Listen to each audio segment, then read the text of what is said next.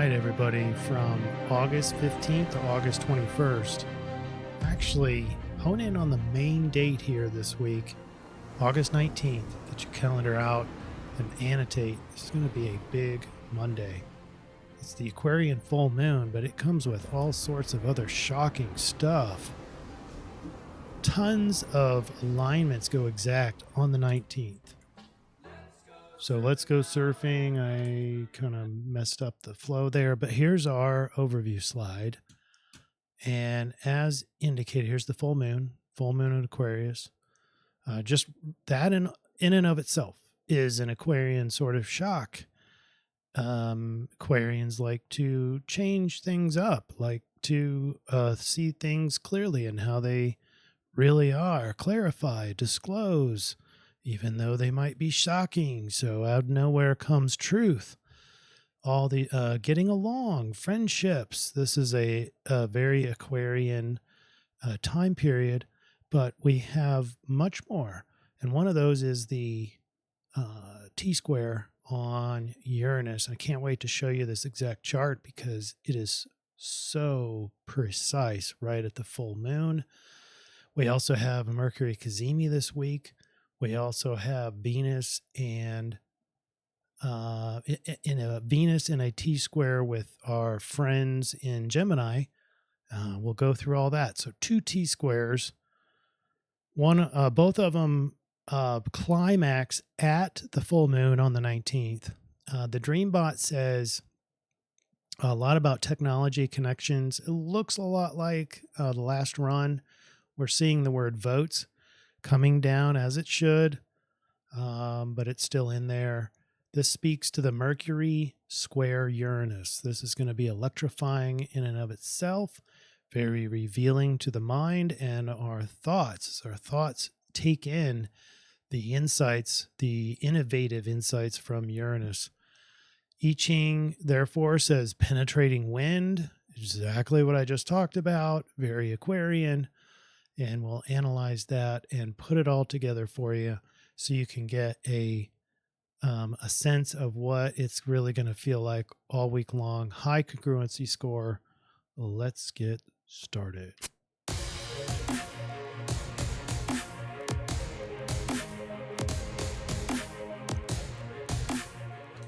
And a big, not just big, this is a huge shout out to Caitlin Woods, 17 ups. I think that's an all-time CIRF record, so I do appreciate everybody's input on here. Please go down today, go into the comments and select the one you think is the best. This makes this Best Comment Award even more special to see you guys supporting that, so thank you. She says dandelion brings nutrients up from deep in the soil, and when the correct balance is achieved, they leave on their own. What a magical plant dandelion is, and I hope you guys spread those seeds far and wide this last week. But a shout out to Caitlin. Great job. And let's go to the Dreambot. Here it is. August, still there, but just work with me here. These surge scores are going down as we would expect.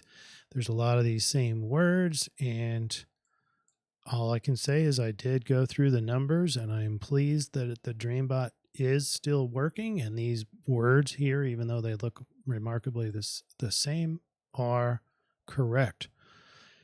Technology, it's not exactly the same as the last run. It is all kind of together in technology, connection like technological connection, not just heart to heart. So this really speaks to the Uranus / Mercury being the communicator, Uranus being the technology and the electricity and the interconnection. And then along those lines, we vote to have an agreement. It's all grouped into one. All right. So there's that. All right, here we go. In the grand scheme of things, we're on our last full moon before the eclipse season starts. It's an Aquarian full moon. And then on September 2nd, we're going to have a Virgo cycle, a Virgo new moon. Our current energy window is that soul's journey, and this is the height of it. This is the climax of the soul's journey. It is the end of the soul's journey as well this week, because we're going to start another energy window come next time. And this is the climax because of the, I don't know, the individualism side of Aquarius. And this is part of it, but the insights of Uranus. And we'll go through, you'll see these in the charts, but look at this big picture wise. Look at all the 19s. You have Jupiter and Saturn in a square. This is going to make up our T-square, or one of the two. We have a full moon, and look at all these 19s right here all together. And then on top of that, you have several that go exact on the 18th, like Mercury and Uranus in a perfect square on the 18th. So right 18th, 19th is some very important dates. And I can't just say squares because there's so much more. There's oppositions, there's conjunctions, there's parallels. But here's your shock chart. The Aquarian shock chart is heightens climaxes on Monday. This is where all those alignments were, especially the full moon and especially the T-square on Uranus. All right, let's start going day by day. Let's set up the background on what you're going to see. One thing that you're going to, probably the biggest thing that stretches all week. The full moon doesn't obviously stretch all week.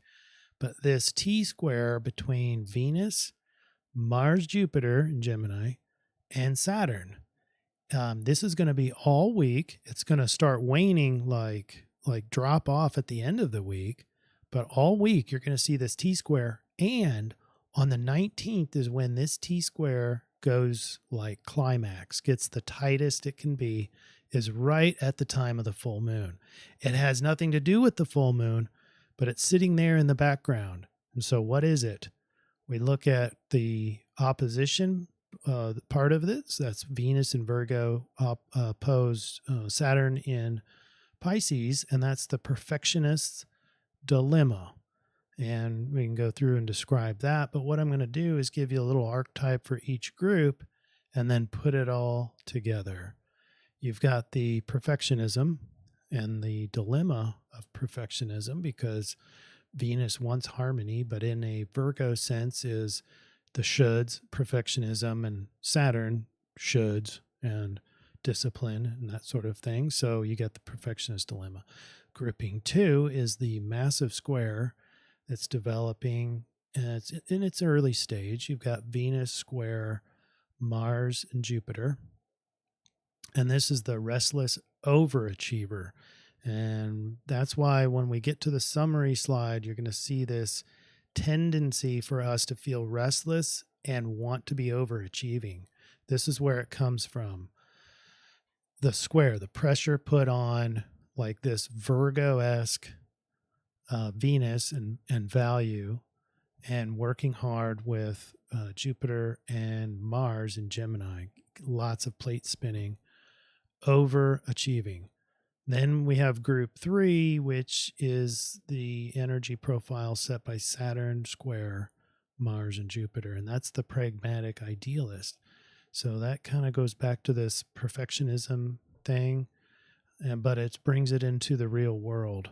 Pragmatic creates friction between optimistic exploration and constraints of reality. So the Saturn brings in this. So you have an expansive feel with the Mars Jupiter, but the square and the pressure brings in this strong discipline and containment from Saturn. So you put all those groupings together and you get the master artisan. This is the perfectionist, the tireless craftsperson who strives to manifest their inspired vision with utmost skill and dedication. This artisan possesses the mental agility to constantly refine their technique and the diligence to persist through challenges. In this, all these put together, you may feel a heightened powers of analysis and discernment, an increased efficiency and productivity. You might be surprised by how much stuff that you can get done until you realize that you're pretty overwhelmed. I'm just already looking at next week and trying to fit all my clients into the limited spaces left in next week, as if this week wasn't enough. This next week matches what I just talked about perfectly. The ability to turn clever ideas into tangible results. But remember, you might be paralyzed by perfectionism, a fear of failure, and overwork. Already scheduled. All right, Friday the 16th. This is where Mars and Saturn in a square goes exact. And that one's around midnight. Remember, it's the pragmatic idealist. So that's probably the strongest. It's the containment of this Mars, Jupiter in Gemini. Saturday, all I'll really say is that the T-square we just outlined in detail gets much stronger. We have a waxing gibbous moon and about 30 more degrees, and we're going to be in that full moon. So here we are on Sunday. And as I indicated in that summary chart above, on the 18th, you have a few things that go exact, and one of those is the Mercury cazimi, but that's a question mark. A lot of you know that I also include the parallel status, and Sun and Mercury are not technically in a parallel. So they're outside of that 1 degree in inclination, which means it's not a real true Mercury cazimi, Mercury retrograde cazimi. But I'll have you guys test that out. Do you get a sudden burst of this mental aptitude? Do you feel like an illuminated storyteller? Because if this is a true cazimi in Leo, you should see or feel like the sun radiating its glory and warmth into a cave of inner gems. It's repressed stories, dormant dreams, and buried truths. Mercury acts as a miner's lamp, illuminating hidden gold within the psyche. It's going to be the illuminated storyteller. Everyone is waiting by bated breath with strong attention to you. So do you feel that or not? On Sunday, the 18th, this will be around 8:57 p.m., plus or minus a couple of hours, where Mercury is in the heart of the sun. But it's also in a square to Uranus. So that's can be a double-edged sword there. You're going to get a lot of pressure to bring in a lot of insight, a sudden burst of insights from Uranus. This is also, I need you to know, an innovators, like a ingenuity alignment, Mercury square Uranus. And we're going to have this twice because Mercury is in a retrograde, and then once it turns back and starts going direct again, we'll revisit this in a forward stance. So Mercury in a retrograde, the innovations are going to be like returning an old invention, if you will. So like bringing back old technology in a way. But it's the disruptive innovator is that square between Sun/Mercury and Uranus. It's innovation to the highest degree, and there's a pressure to do it. Do we have any inventors in our surfing family?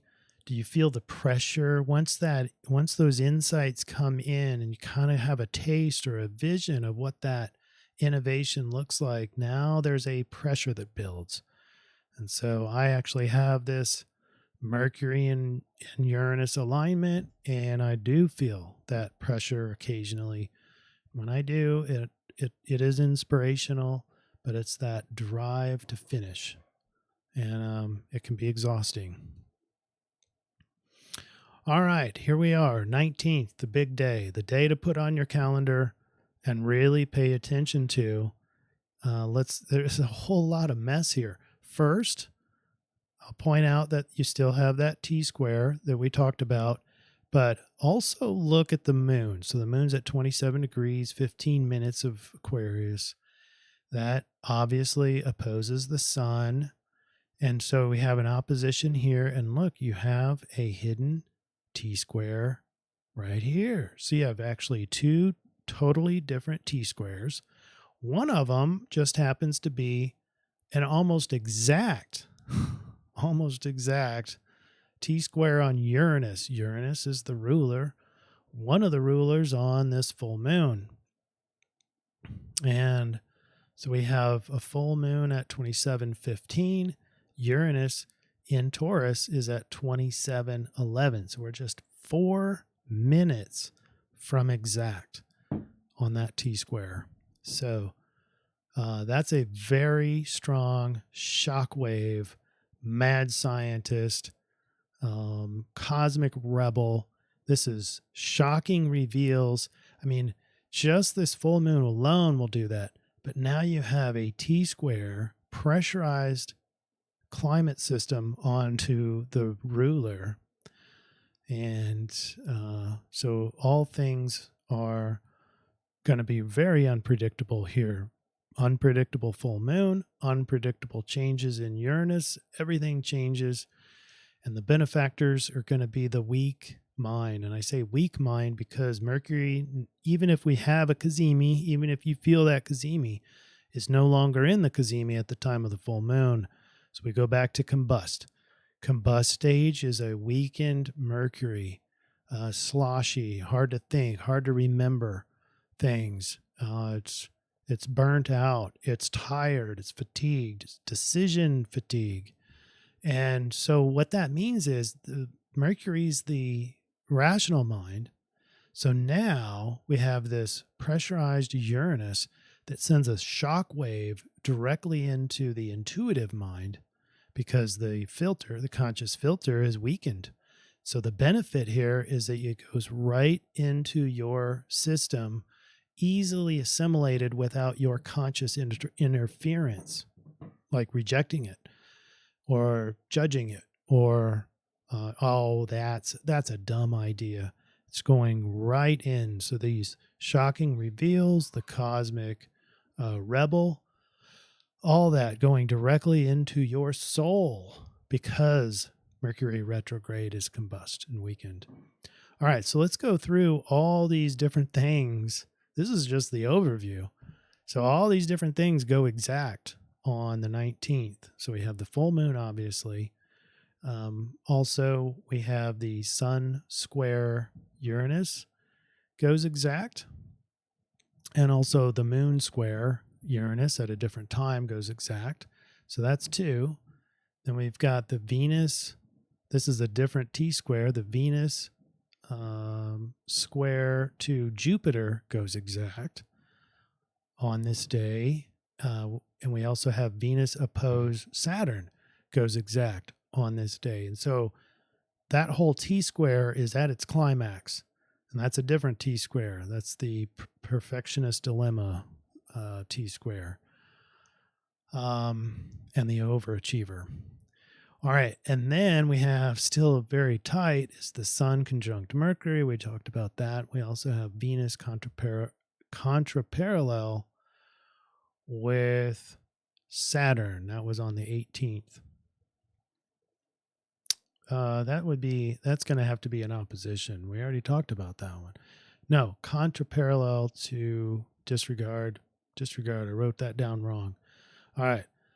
Let's move on to the full moon is with the T-square on Uranus, the ruler. This is the energy of shaking up the status quo and bringing unexpected change. It challenges us to break free from limiting patterns and embrace our unique self-expression. But we need to include all the alignments that I talked about, and there's so many of them that go climax today. That's the sovereign shapeshifter or the disruptive innovator. Got to bring this up to the front. Forgot to do that. There we go. Order, bring to front. All right, here it is. The mad scientist, disruptive innovator, the overall energetic signature with this profile in the 19th is the maverick force is intent on shaking up the status quo and catalyzing evolutionary change from the inside out. While forward-thinking and inventive, it requires conscious integration of the shadow and discerning navigation of distractions to channel the energy effectively. All right, we have on this full moon day a heightened access to revolutionary ideas and solutions, amplified courage to challenge limiting beliefs and structures, increased potential for quantum leaps and growth, big revolutionary changes, expanded mental flexibility and openness to exploring multiple paths. Okay, and then on Tuesday, the after party on the 20th, just like that, the T-square on Uranus is pretty much done. The only remaining parts is the Sun square Uranus, and it's waning out already, so it won't last very long. But the big one that lasts all week is the Venus, Mars, Jupiter, and Saturn T-square. One last alignment to look at is the Venus square Mars. And that one's just getting tighter, and it's the discerning dynamo. The discerning dynamo is the part that combines keen analysis with bold action. It has a high standard and heroic work ethic, eagerly taking on stimulating challenges that allow for both mastery and speed and precision. All right, the I-Ching says 57 no change lines. So this is a subtle penetrating effect, is like the soft wind blowing through the reeds that are bending gracefully. So this week is unusual. No change lines means that we look at 57 for the influence and triangulate with that, and then also look at it for solutions, behaviors. So here's an indicator for things and how they're going to feel overall. Feel a heightened sense of our surroundings, so better awareness. That's very Aquarian. There would likely be a feeling of flexibility, as Aquarius is a fixed sign, so it's not going to be there. But with all these changes and pressure to change, I think you're going to feel that natural ability for flexibility.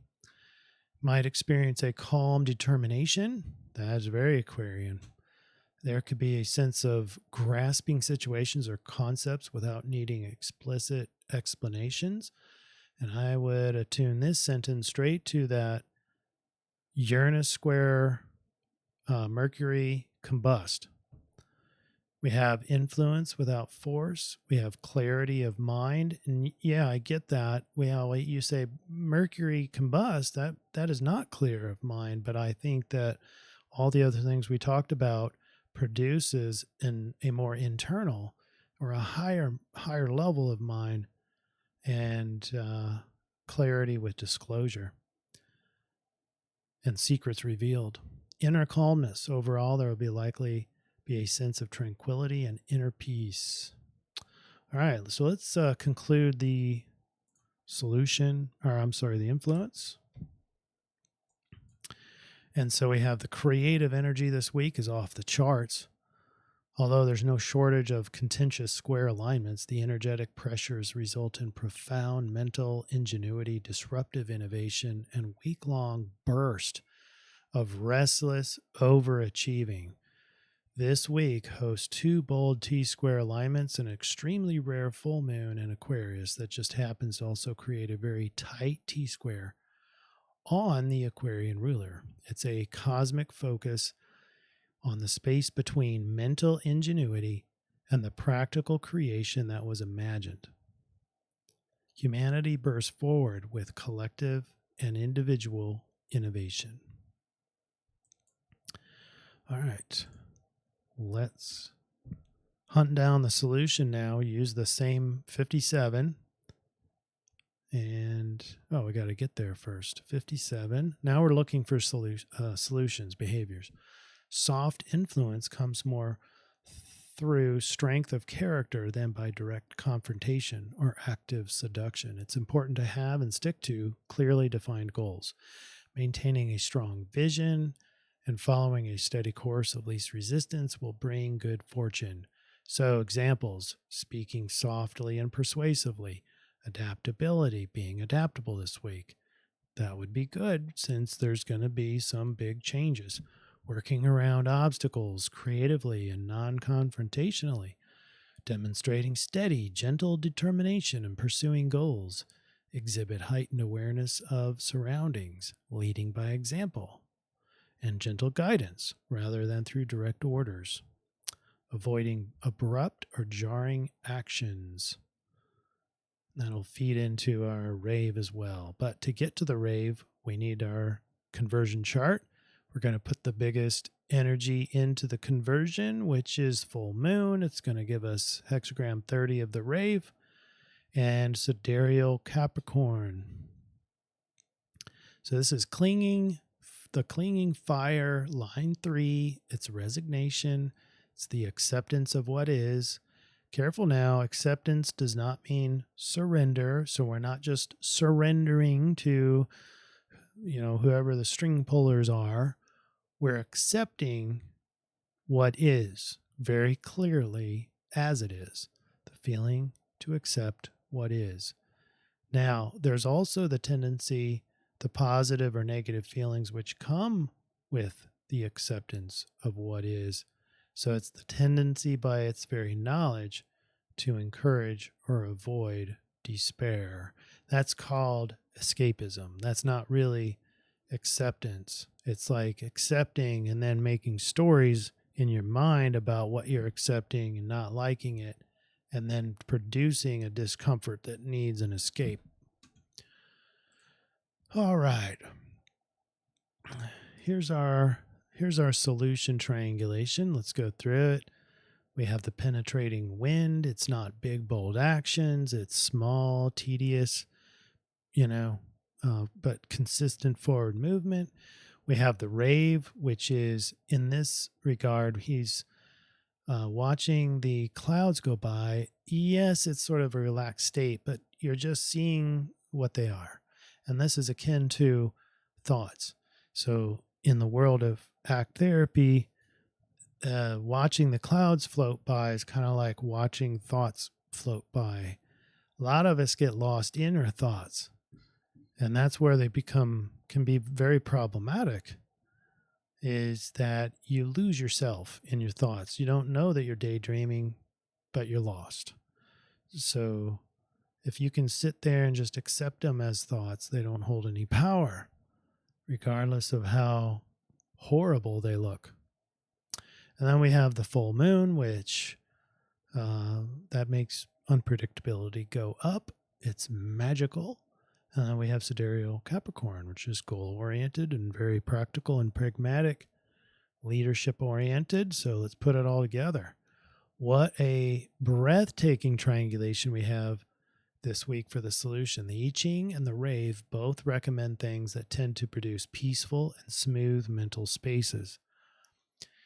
And I like this especially because of all the squares that are here and all the high sense of unpredictability, both just the Aquarian, the tropical Aquarian, kind of shocking reveal kind of stuff, but also the Uranus change. And so trying to stay in a centered, peaceful mental space is half the battle here. And one way to do that is acceptance of the way things are right now. It doesn't mean that you can't change it if you want. It means that you're accepting it right now as it is, instead of pretending like there's no problem or pretending it's one way or the other, or falling in love with maybe a potential or a hope. It's none of that. It's seeing things clearly the way they are and accepting it. Now, once you do you want to change it or not? You're allowed to, but acceptance doesn't mean you have to just suck it up and you don't get to do anything about it. It's not fighting everything, though. So accept it. And now, are you good with it or not? Accept it. And now do you want to change it? All right. Leave out the meaning of things and say to yourself, it is what it is. Lay down in a field and watch the clouds go by, a perfect practical metaphor for what we should be doing with thoughts. This peaceful and mindful mental state then bubbles out into actions. And it's clearly in this triangulation. Action, very action oriented, but in a certain way. Problem solved non-confrontationally. That's very much indicated. And it's more akin to Aikido. Do we have anybody that does that in a more advanced way? From what I understand, it's about taking someone's energy, let's say an attacker, and instead of karate chopping back or fighting that momentum, you take the momentum and put them on the ground in a chokehold. That way, instead of pushing back, you're actually using that momentum and then conforming it as it's changing, so you shift it into what you want. Take what the world throws at you, accept it as it is, and use the momentum to shift it into a better situation for you. Okay, does that make sense? If there's any questions, I want those to go down into the comment section. I'll do my best to answer those.